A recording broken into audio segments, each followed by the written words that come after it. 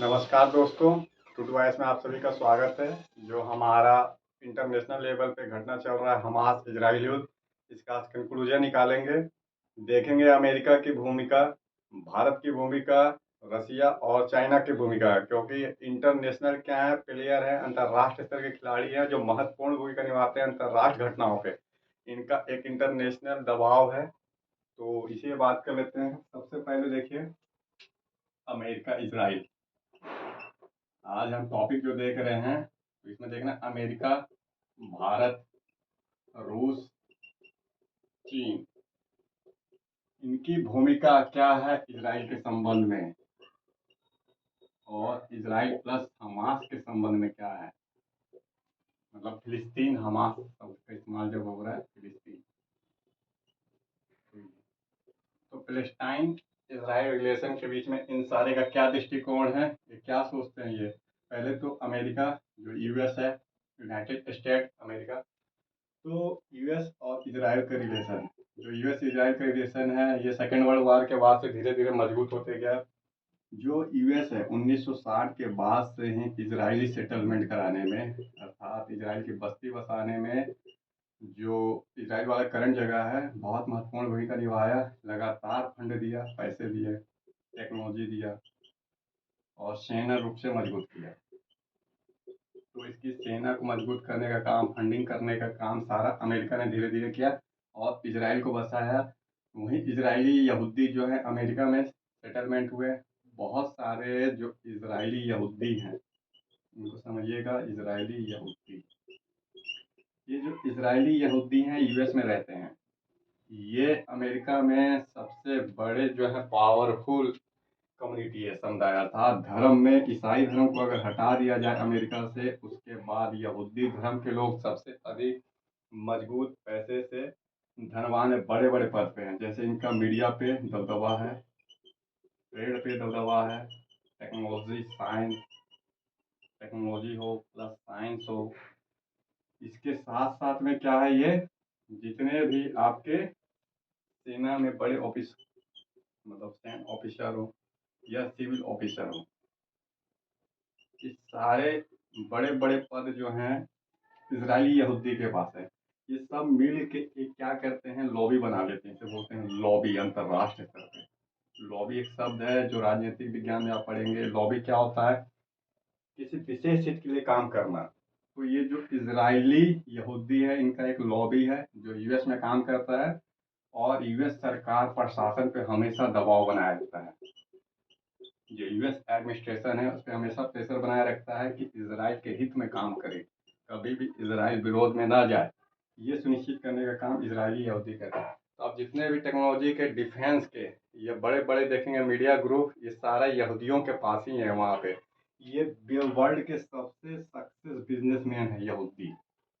ठीक है, भारत में एक व्यापारी वर्ग है जो व्यापार करता है, तो वर्ल्ड लेवल पे समझिए व्यापार ये यहूदियों के पास ही है आज भी, अलग अलग कंट्री में। तो इनका एक दबाव है। अब ये क्या करते हैं, इनका लॉबी सिस्टम काम करता है, तो फंड करते हैं राजनीतिक चुनाव में।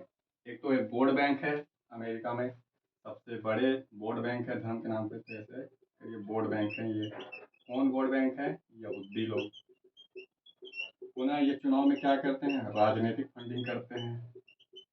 राजनीतिक फंडिंग करने का काम करते हैं। अलग अलग जो कांग्रेस है उनके नेताओं को, साथ में डेमोक्रेट हो या रिपब्लिकन, दो दो पार्टी है यूएस की। यूनाइटेड स्टेट में दो ही पार्टी चलते हैं, रिपब्लिकन और आपका डेमोक्रेट। जैसे भारत में बड़ी दो प्रमुख पार्टियां हैं जो चिर विरोधी है, बीजेपी कांग्रेस। ठीक अमेरिका में दो बड़ी पार्टियां हैं, तो रिपब्लिक पार्टी और डेमोक्रेटिक पार्टी, दोनों ही को फंडिंग करते हैं, बनाए रखते हैं एक संतुलन यहूदी लोग। तो इस तरीके से अमेरिका दबाव में, अमेरिका को इसराइल के लिए काम करना पड़ता है।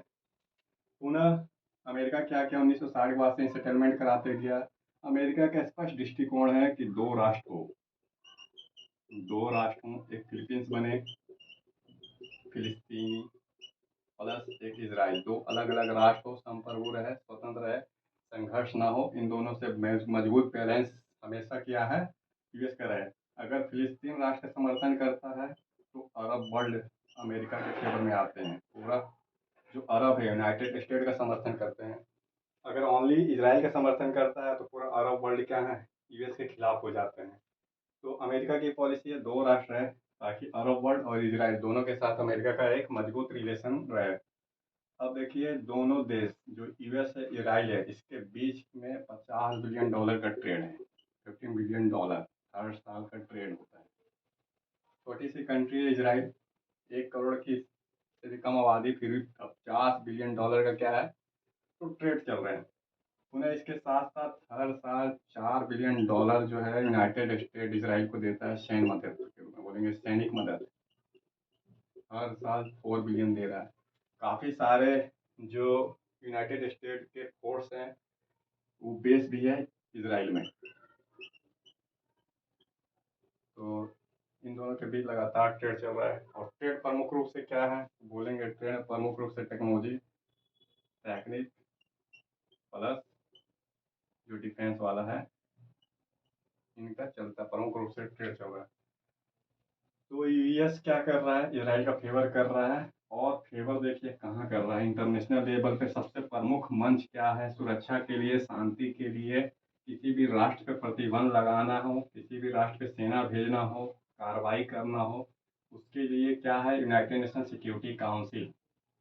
इस चीज़ को थोड़ा समझिएगा। अंतर्राष्ट्रीय स्तर पर संयुक्त राष्ट्र संगठन है, सबसे बड़ी संगठन है वर्ल्ड पे संयुक्त राष्ट्र। तो इसके सारे मेंबर हैं, हर कंट्रीज के मेंबर है, 193 कंट्री है। ये जो भी प्रस्ताव लाता है हर कंट्री के लिए मान्य है, लेकिन इसमें भी मान्य है, बाध्य है, वो है आपका, बोलेंगे यूनाइटेड नेशन सिक्योरिटी काउंसिल, संयुक्त राष्ट्र सुरक्षा परिषद। तो जो सुरक्षा परिषद है इसके पास क्या है, 5 वीटो पावर हैं। ये वीटो पावर किसके किसके पास है, फ्रांस, ब्रिटेन, इसके बाद बोलेंगे चीन, रूस और यूएस। ये 5 देश के पास है वीटो पावर। अगर ये पांचों में से कोई एक विरोध कर दिया तो उसके खिलाफ प्रस्ताव नहीं आता है। तो ये पांचों कंट्री के पास वीटो पावर है। इन्हीं के अकॉर्डिंग जो अंतर्राष्ट्रीय स्तर पे किसी राष्ट्र के खिलाफ सेना भेजना हो, कार्रवाई करना हो, आर्थिक प्रतिबंध लगाना हो, आर्थिक प्रतिबंध, तो ये पांचों का समर्थन जरूरी है। इसमें से कोई एक विरोध करेगा तो प्रस्ताव ही नहीं आता, खारिज हो जाता है। तो इसमें यूएस जो है ये हमेशा इजराइल की सपोर्ट में वीटो लाता है। मान लीजिए कि अरब वर्ल्ड, जो अरब जगत है, ये इजराइल के खिलाफ कोई प्रस्ताव लाना चाहते हैं, इजराइल पे आर्थिक प्रतिबंध लगाना चाहते हैं, इजराइल पे कार्रवाई कराना चाहते हैं, तो अरब वर्ल्ड क्या है, ये मान लेते हैं रूस के पास चला जाता है और बोलता है प्रस्ताव लेके आइए। लेकिन रूस, चीन, ब्रिटेन, फ्रांस से 4 कंट्री मिल जाए तो वो प्रस्ताव तब तक मान्य नहीं होगा जब तक अमेरिका उसे समर्थन न दे। तो अमेरिका क्या करता है, रूस अगर लिया है अरब वर्ल्ड के समर्थन में प्रस्ताव तो वीटो कर देता है, इसे बोलेंगे वीटो।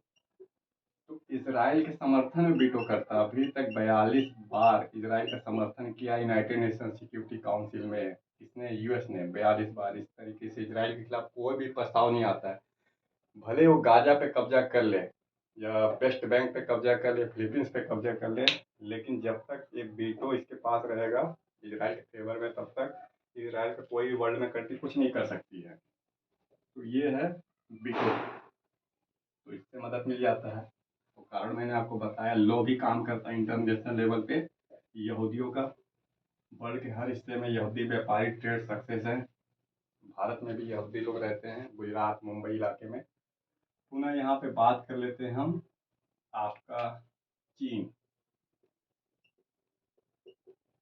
चीन क्या है, तो चाइना ने इसराइल के साथ ही मजबूत संबंध बनाया है। देखिए चीन और इसराइल का एक मजबूत संबंध है।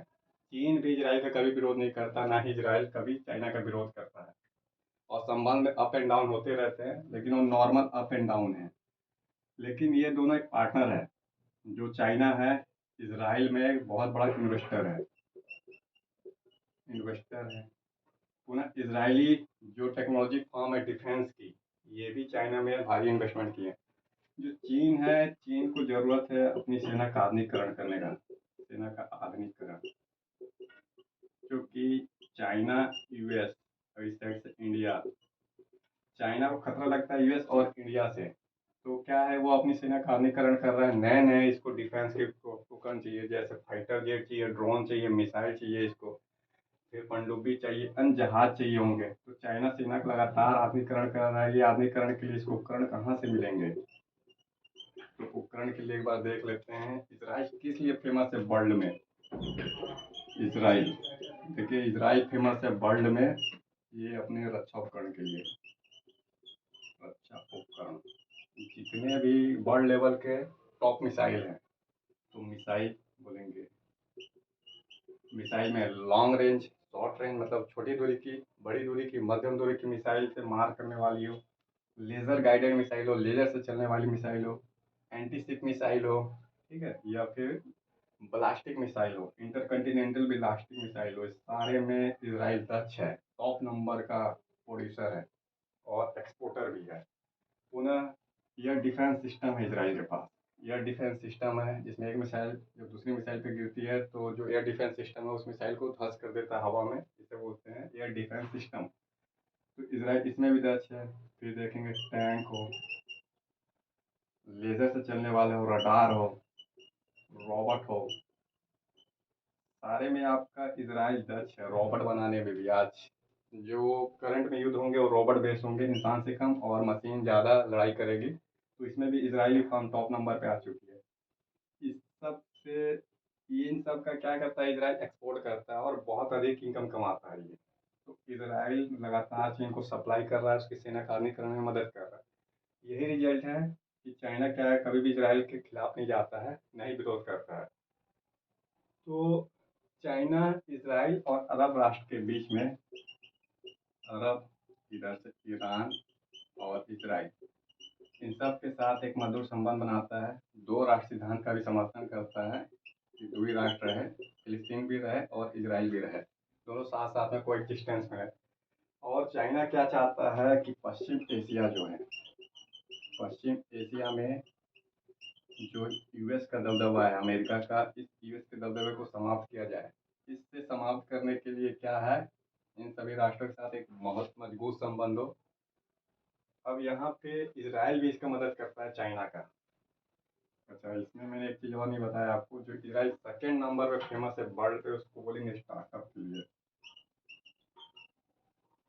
एक बार थोड़ा इसको देख ही लेते हैं इसराइल का। एक तो डिफेंस के लिए इसराइल वर्ल्ड में टॉप 5 कंट्री में शामिल है।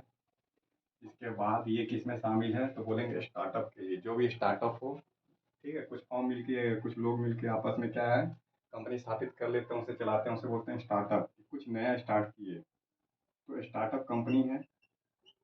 वर्ल्ड के जितने भी स्टार्टअप हो, स्टार्टअप से रिलेटेड इनोवेशन हो, फंडिंग हो, सीड फंडिंग हो, ये सारा का सारा इसराइल से स्टार्ट होता है। अर्थात इसराइल का एक जगह, सिटी है तेल अवीव, यहीं से चलते हैं वर्ल्ड लेवल पे। जैसे वो मान लेते हैं मोबाइल बनाने वाली कोई कंपनी हो, इसका स्टार्टअप स्टार्ट कहाँ से होगा, तो इसराइल से होगा। सॉफ्टवेयर बनाने वाली कोई कंपनी हो, इसका स्टार्टअप कहाँ से होगा, तो ये होगा आपका इसराइल के तेल अवीव से। तो इसराइल जो अपने स्टार्टअप के लिए जाना जाता है, वर्ल्ड लेवल पे यही स्टार्टअप अन्य कंट्री में जाते हैं और इजरायली टेक्नोलॉजी उस कंट्री में पहुंचता है। फिर उसके बाद धीरे धीरे वो कंट्री या वो सिटी क्या स्टार्टअप हब के रूप में जाने जाते हैं। तो इसराइल अपने स्टार्टअप के लिए जाना जाता है। इसराइल वाटर को साफ करने, मतलब जो समुद्री जल है, समुद्री जल का सैलिनेशन करने में टॉप नंबर पे है। समुद्री जल को साफ करने में इसराइल अपने एग्रीकल्चर टेक्नोलॉजी के लिए वर्ल्ड फेमस है। कृषि टेक्निक, मशीन हो, उपकरण हो, बीज हो, कटाई हो, बुनाई हो, कम पानी से अधिक उपजाऊ कैसे करें, जैसे पर मतलब बूंद से अधिक फसल का प्रोडक्शन कैसे हो, ये जो कृषि टेक्नोलॉजी है, इसराइल इसमें दक्ष है। इसराइल जिस इलाके में, वो सूखा वाला इलाका है, जल की कमी है, तो उसने क्या किया है, अपने एग्रीकल्चर टेक्नोलॉजी को विकसित कर लिया है। कम पानी से ही अपने कृषि लैंड को, अर्थात बंजर जमीन को उपजाऊ बनाया। समुद्री जल को साफ करके स्वच्छ पानी का एक ट्रीटमेंट, मतलब जाल बिछाया हुआ है, प्लांट बिछाया हुआ है पूरा। तो कुछ कुछ में इसराइल का टक्कर आज भी वर्ल्ड के दिग्गज दिग्गज फार्म कंपनियां देश नहीं कर पा रही हो, चाहे जापान की हो, चाहे जर्मनी हो। इसमें स्टार्टअप है, वाटर सैलिनेशन प्लान हो, एग्रीकल्चर टेक्नोलॉजी हो, डिफेंस हो, तो ये सब चाइना को मिलते हैं। चाइना क्या, भारत को ही मिलते हैं। तो इसके कारण से इसराइल को ये सब बेचना भी है, पैसे भी जनरेट करने हैं। तो चाइना से एक मधुर संबंध इसका है। और चाइना दो राष्ट्र का समर्थन करके उधर से अपनी सुरक्षा, मतलब जो ऊर्जा है, पश्चिम एशिया से, पश्चिम एशिया में तेल है, पता है आपको, सऊदी अरब, खाड़ी देशों में, ईरान में, तो तेल भी चाहिए चीन को। अपनी सुरक्षा के लिए क्या चाहिए इसको, उपकरण भी चाहिए, सैन्य उपकरण, और बड़ी जनसंख्या, विशाल जनसंख्या है, कृषि हमेशा बनाए रखना है, कृषि टेक्नोलॉजी भी चाहिए। आने वाले समय पानी का कमी होगा, तो समुद्री जल के लिए टेक्नोलॉजी चाहिए। चाइना को सब सप्लाई कर दे रही है वेस्टर्न कंट्री में, सॉरी पश्चिम के एशिया कंट्री के मिलके, जैसे तेल है और बाकी आपके जो भी सैन्य उपकरण हो सप्लाई कर रहे हैं। तो सैन्य, ठीक है, ये लिख लीजिएगा आप कि चाइना इजराइल के बीच में कोई विशेष द्वंद्व नहीं रहा है, और करंट में दोनों के बीच मधुर संबंध है। उतार चढ़ाव होते हैं, वो बीच में जब अमेरिका ज़्यादा फेवर करने लगे, एक तरफा सपोर्ट करने लगे इसराइल का, अरब राष्ट्र का विरोध करे, तो चाइना को मजबूर होकर यूनाइटेड स्टेट के खिलाफ खड़ा होना पड़ता है और इसराइल के अगेंस्ट में जाना पड़ता है। ठीक इसी तरीके से जो चीन के साथ इसराइल का संबंध है, रूस के साथ भी इसराइल का सेम संबंध है, रूस और इसराइल। एक टाइम था कि 70 लाख जो यहूदी लोग हैं वो कहाँ रहते थे, रूस में रहते थे। इसको बोलेंगे रूसी यहूदी। तो वहाँ भी सक्सेस थे, बिजनेसमैन थे, टेक्नोलॉजी ऑफिसर, बड़े बड़े, कई तो रसिया प्रधानमंत्री जो हैं वो यहूदी मूल के बने हैं प्रधानमंत्री। ठीक है, तो प्रधानमंत्री जो बने हैं रूस के, कई सारे वो यहूदी इजरायली लोग ही बने हुए हैं। मजबूत संबंध है रूस और इजराइल का, ये दोनों एक दूसरे के नहीं अगेंस्ट में जाते हैं और हमेशा संबंध बनाए रखते हैं। तो रूस भी वही चाहता है कि दो राष्ट्र रहें, एक तो अरब में फिलिस्तीन रहे और दूसरा इजराइल भी रहे, दोनों संप्रभु राष्ट्र है, तो इजराइल भी रहे, हमेशा कोई एग्जिस्टेंट अस्तित्व में साथ साथ रहे, शांति रहे उस इस इलाके में। और यूएस का प्रभाव पूरा मिडिल ईस्ट में समाप्त हुआ था, पश्चिम एशिया में यूएस समाप्त हो, क्योंकि अब देखिए रूस प्लस चीन प्लस ईरान, ये तीन राष्ट्र हैं पश्चिम एशिया में अमेरिका के विरोधी हैं, पश्चिम एशिया। ठीक है, ये नहीं चाहते बिल्कुल रूस, चीन और ईरान के अमेरिका उपस्थित हो, पूरा का पूरा एशिया से अमेरिका का प्रभाव ये तीनों राष्ट्र मिलकर समाप्त करना चाहते हैं, अमेरिका को ही हटा देना चाहते हैं एशिया कंटिनेंट से। और एशिया क्या चाह रहा है कि चीन, ईरान, रूस का गठबंधन कैसे भी टूट जाए, समाप्त हो जाए। अब यहाँ पे जो इजराइल है ये बहुत महत्वपूर्ण भूमिका निभाता है, इस पॉइंट को समझिएगा। जो इजराइल है अमेरिका, रूस, चीन, ईरान के बाद के बीच में कैसे संबंध बनाता है। जो इजरायली हैं ये रूस पे जैसे प्रतिबंध लगा, आर्थिक प्रतिबंध लगा कि टेक्नोलॉजी से ना मिले, या फिर इसे अपना तेल गैस ना बेच पाए रूस, और रूस ट्रेड ना कर पाए, पैसे ना मिले, तो जो इजरायली रशियन है, रशियन इजरायली हैं, वो मदद करते हैं सारा सामान उपकरण पहुंचाने। तो यूएस से रूस के पास गया। ठीक इसी तरीके से जब चीन पे प्रतिबंध लगाता है अमेरिका कि टेक्नोलॉजी ना मिले, कोई भी उपकरण ना मिले, इसे मान लेते हैं कोई खनिज विशेष ना मिले अपने टेक्नोलॉजी के लिए, तो इसराइल उस समय मदद करता है मीडिएटर का, ये यूएस से चाइना के वो सप्लाई करता है। कैसे करता है, लॉबी के जरिए इसराइल ये मनाता है यूएस को, और उसके बाद सप्लाई करने का काम करता है। धीरे धीरे जो भी प्रतिबंध में ढील रहता है वो कम कर देता है। हाँ, ईरान के साथ में इसराइल का कट्टर दुश्मनी है, इसराइल और ईरान एक दूसरे के घोर प्रतिद्वंदी, कट्टर दुश्मन है, शत्रु हैं, ये दोनों के बीच में कभी संबंध ही नहीं बन सकता भविष्य में भी। लेकिन इन दोनों के साथ में इसराइल क्या करता है, मजबूत संबंध बनाया हुआ है और अमेरिका को समझाने का काम करता है, पुनः चाइना को भी समझाने का काम इसराइल के साथ करता है, ताकि ये एक रिलेशन बनाए रखे। ऐसा वर्ल्ड में कोई कंट्री इंडिया के अलावा नहीं करता है। तो इसराइल और इंडिया की महत्वपूर्ण भूमिका रहती है इनके बीच एक बैलेंस करने का। पूरा यहाँ पे हम देखते हैं आपका कि भारत की क्या भूमिका है। तो भारत का देखिए, पहले भारत फिलिस्तीन का समर्थन करता था, इजराइल को मान्यता नहीं देता था। इजराइल को एक राष्ट्र के रूप में भारत पहले मान्यता नहीं देता था, लेकिन बाद में एक राष्ट्र के रूप में मान्यता देने लग गया भारत, क्योंकि इजराइल के साथ संबंध सुधरे। अब बात आया जब 1992 की, 1992 का डेट बहुत महत्वपूर्ण है। यहाँ पे भारत ने क्या किया, इजराइल को फुल समर्थन दिया, मतलब फुल मान्यता दिया, एक राष्ट्र के रूप में फुल डिप्लोमेसी, इसको बोलेंगे फुल डिप्लोमेसी, मतलब सारे तरीके से ट्रेड करना, ट्रेड, टेक्नोलॉजी हो, गठबंधन हो, सांस्कृतिक हो, कल्चर हो, हर फील्ड में क्या किया, भारत और इसराइल के बीच एक संबंध स्थापित किया। इसे बोलते हैं फुल डिप्लोमेटिक संबंध, रिलेशन स्थापित हो गया। अब नई सरकार आई 2015 के बाद और संबंध इजराइल के साथ मजबूत होते चले गए हर फील्ड में, सैन्य फील्ड हो या फिर टेक्निक फील्ड हो, आपका उद्योग, कृषि, स्टार्टअप हो, या फिर आपका क्या बोलेंगे अंतरिक्ष हो, हर फील्ड में, सांस्कृतिक, खेल कूद से लेके आपका इंटरटेनमेंट, मनोरंजन, सब फील्ड में भारत और इजराइल मजबूत संबंध 2015 के बाद और अधिक हुए। अब यहाँ इजराइल क्या करता है, भारत की सैन्य जरूरत को पूरा करता है, टेक्नोलॉजी को पूरा करता है। देखिए इसमें कुछ है, जैसे Barack missile system. Barack missile Bharat के लिए विशेष रूप से बनाया इजराइल, भारत को सप्लाई किया।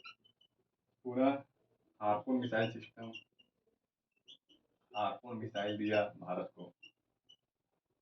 पुनः इसके बाद बोलेंगे falcon rocket, falcon sorry rocket नहीं है, फाल्कन अवाक्स है, airborne early warning system.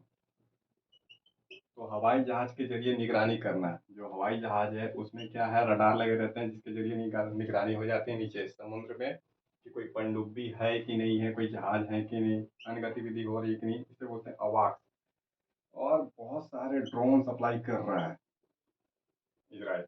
Israel हर फील्ड में सैन्य रूप से भारत को मजबूत करने का काम कर रहा है। तो एक साइड रशिया को भी मजबूत करता है, दूसरी साइड भारत को भी सप्लाई करता है। भारत का क्लोज पार्टनर है चीन की तुलना में। अगर बात किया जाए कि इजराइल किसका अधिक पार्टनर है और चाइना का कि भारत का, तो बोलेंगे भारत के अधिक नज़दीक है। सांस्कृतिक संबंध है, बहुत सारे यहूदी लोग आज भी इंडिया में रहते हैं। प्लस अमेरिका में जो हिंदू है और यहूदी है, इनका एक लॉबी अलग से काम करता है ताकि इजराइल और भारत के बीच हमेशा मजबूत संबंध रहे, कल्चरल रूप से लेके सैन्य, टेक्निक, अंतरिक्ष, हर फील्ड में। और हमारा जो कृषि पता है, एक एग्रीकल्चर प्रधान कंट्री है, तो इसको तो हमेशा ही चाहिए, जल से लेके आपका बीज उपकरण, वो सब इजरायली टेक्नोलॉजी मिल रहे हैं। तो भारत को हमेशा मदद मिला। भारत की क्या पॉलिसी थी पहले देखिए, हाइफिनेशन पॉलिसी। ये पॉलिसी याद रखिए, हाइफिनेशन सिद्धांत। ये हाइफिनेशन सिद्धांत ये है कि अगर दो राष्ट्र हैं एक दूसरे के प्रतिद्वंदी हैं, इन दोनों के बीच एक संतुलन का बनाना। कैसे दो राष्ट्र एक दूसरे घोर प्रतिद्वंदी, जैसे ईरान इजराइल एक दूसरे के चिर प्रतिद्वंदी हैं। भारत की जो हाइफिनेशन सिद्धांत थी ये क्या थी, इजराइल ईरान एक दूसरे के कट्टर शत्रु हैं, बिल्कुल पसंद नहीं करते, कभी भी युद्ध की स्थिति उत्पन्न कर देते हैं। पुनः एक साइड में इजराइल है, फिलिस्तीन है, पुनः इधर से ईरान है और आपका सऊदी अरब, ये खाड़ी देश। तो ये दोनों एक दूसरे कट्टर दुश्मन, ये दोनों कट्टर दुश्मन, पुनः ये दोनों एक दूसरे कट्टर दुश्मन। अब धीरे धीरे इन दोनों से नॉर्मल है, रिलेशन अप एंड डाउन होते रहते हैं। फिलहाल जो है पॉलिसी समझिए कि हाइफिनेशन सिद्धांत। भारत हमेशा फिलिस्तीन इजराइल के बीच संबंध स्थापित करने की कोशिश किया, दो राष्ट्र का भारत भी समर्थन करता है, टू राष्ट्र सिद्धांत। इन दोनों के बीच में बैलेंस करने की कोशिश की इन दोनों, लेकिन ये भारत विफल रहा, किसी के साथ ही मजबूत संबंध नहीं बना पाया ऐसे करके। अब रिजल्ट ये रहा, भारत ने ये हाइफिनेशन को छोड़ के अब धीरे धीरे डी हाइफिनेशन बोलेंगे, डी इसके उल्टा डी हाइफिनेशन सिद्धांत की ओर जा रहा है। अर्थात इजराइल को कुछ ज़्यादा समर्थन करने लगा, फिलिस्तीन का कम, फिलिस्तीन को मतलब थोड़ा सा कम समर्थन करके अधिक से अधिक संबंध इजराइल के साथ बनाना, और इधर ईरान के साथ थोड़ा कम संबंध करके खाड़ी देशों के साथ अधिक संबंध बनाना, डी हाइफिनेशन सिद्धांत कहलाता है। तो हाइफिनेशन के उल्टा है डी हाइफिनेशन थ्योरी। अब अमेरिका और भारत ये दोनों पश्चिम एशिया में महत्वपूर्ण भूमिका निभा रहे हैं, वेस्टर्न कंट्री, तो ये वेस्टर्न एशिया में दो याद रखिएगा, एक वेस्टर्न वर्ल्ड अलग है अमेरिका के नेतृत्व में, और एक है western Asia, middle east Asia. तो भारत के साथ क्या कर रहे हैं, अमेरिका को जोड़ दे रहे हैं, ठीक है।